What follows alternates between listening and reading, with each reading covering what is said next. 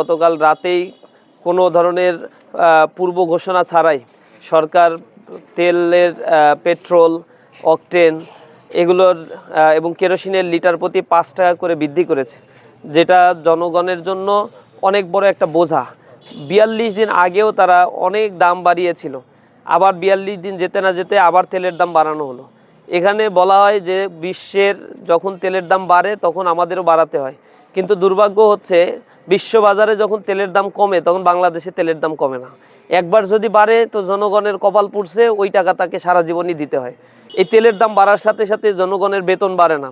তেলের দাম বাড়ার সাথে সাথে দ্রব্যমূল্যের দাম বেড়ে গেলেও জনজীবন যখন বিপর্যস্ত হয়ে পড়ে, জনগণের ক্রয় ক্ষমতার বাইরে চলে যায় দ্রব্যমূল্য, তখন এটা দেখার মতো আর কেউ থাকে না। এই তেলের দাম বৃদ্ধির ব্যাপারে বিবেচনা করা দরকার ছিল। এই জাতীয় অনৈতিকভাবে যদি তেলের দাম বারবার তারা বাড়াতে থাকে এবং এই ক্ষেত্রে সরকার ভর্তুকি দিয়ে জনজীবনকে স্বস্তিতে ফেরত নিয়ে আসার জন্য তার পদক্ষেপ নেওয়া দরকার ছিল। আমরা সেই ক্ষেত্রে দেখছি প্রচণ্ড গরিমসি, প্রচণ্ড চাঁদাবাজি, দুর্নীতি, সন্ত্রাস চারিদিকে ছড়িয়ে দিয়ে দেশের জনগণকে এক প্রকার জিম্মি করে রাখা হয়েছে। আমরা তীব্র নিন্দা জানাই। আমরা আশা করি অনতিবিলম্বে সরকার তার এই সিদ্ধান্ত পুনর্বিবেচনা করবে এবং তেলের দাম জনগণের ক্রয় ক্ষমতার মধ্যে নিয়ে আসবে।